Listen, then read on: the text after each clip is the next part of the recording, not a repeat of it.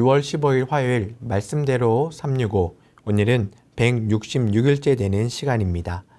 오늘 함께 살펴볼 하나님의 말씀은 시편 23편부터 31편까지의 말씀입니다. 먼저 23편을 함께 살펴보면요, 너무나도 잘 알고 있는 시편 23편입니다. 고난 가운데 탄식하는 성도에게 하나님께서 목자가 되어주시고 인도자가 되어주시고 또 보호해주시고 치유해주시는 분임을 고백합니다.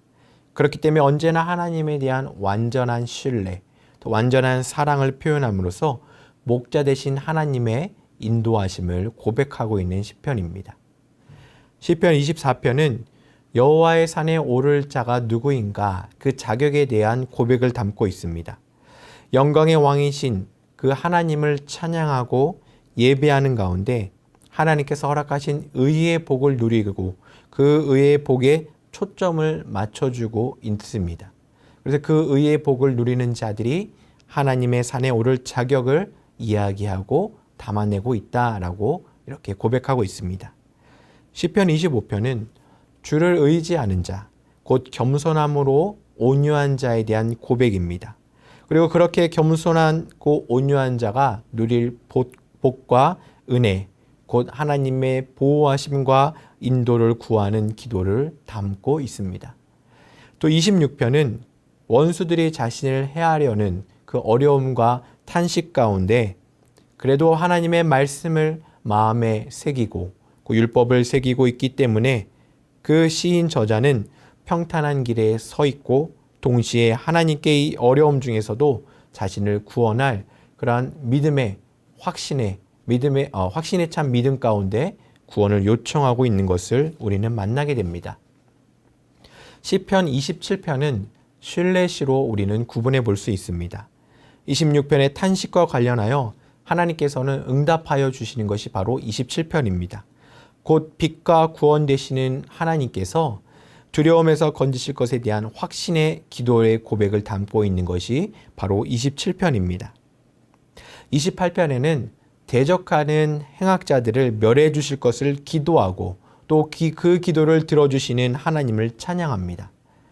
저희가 시편 개관 시간에서도 함께 살펴본 것처럼 시인의 기도가 처음에는 자기중심적인 기도였지만 넘어서는 이제 이타적인 기도로 바뀌었고 또 감정도 괴로움과 슬픔과 간절함이 가득했던 기도가 기쁨과 감사의 모습으로 변화되었다라는 것을 우리는 함께 살펴보았습니다. 29편은 하늘과 땅의 모든 만물, 즉 창조주 하나님을 찬양하고 또 역사를 주관하신 하나님만을 신뢰할 것을 고백하고 있는 시편입니다. 30편은 노년에 이르러 이제 자신의 일생을 회고하며 하나님의 은혜에 대해 감사하고 또 앞으로도 하나님의 은혜를 소망하고 있는 것을 우리들에게 고백하고 있습니다. 마지막 시편 31편은 과거에 베풀어 주신 은혜 속에서 신뢰가 깊어짐을 고백하고 어려움 중에서도 하나님을 끝까지 신뢰하고 또 무엇보다 하나님의 사랑을 새롭게 신뢰하면서 그 품은 사랑을 자신뿐만 아니라 다른 누군가에게 타인에게도 전하고 권면하고 있는 시인의 고백을 우리는 만날 수가 있습니다. 우리 사랑하는 성도 여러분, 시편 23편부터 31편까지 우리 모두 하나님께서 주신 은혜와 은총을 또 마음껏 누리시는 또 오늘 하루의 삶이 되시길 간절히 소망합니다.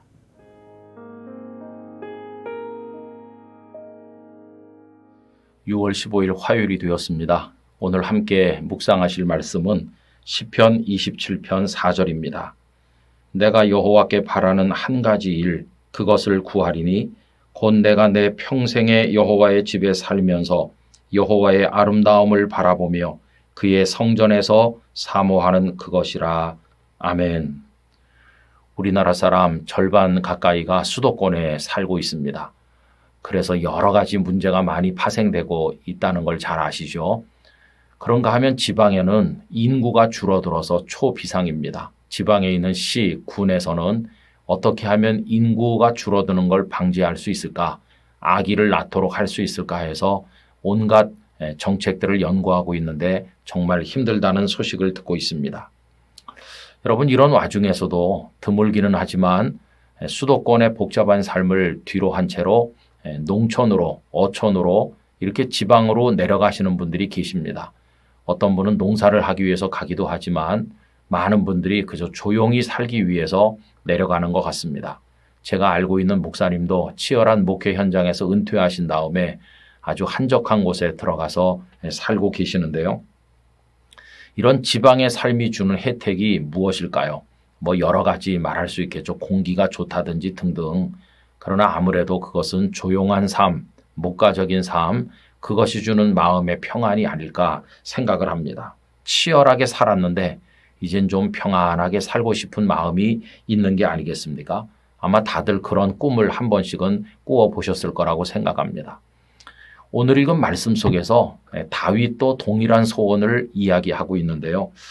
여러분, 다윗의 인생에서 가장 조용하고 평화로웠던 때는 언제일까요? 아마도 그것은 그가 소년 베들레헴의 목동이었을 시절이라고 생각합니다. 그때는 그저 아버지의 양을 몰고 나가는 것으로 충분했으니까요. 그러나 사무엘이 오셔서 이스라엘의 왕이 될 사람으로 기름을 부은 그 다음부터, 골리앗을 이긴 다음부터 그의 삶은 하루도 조용하지 않았을 것입니다. 전쟁터의 사람이 되어야 했고, 궁궐의 권력 암투에 한복판에 있어야만 했고, 마지막에는 사울 왕이 그를 죽이려 하니 얼마나 고단한 도망자의 인생을 살았습니까?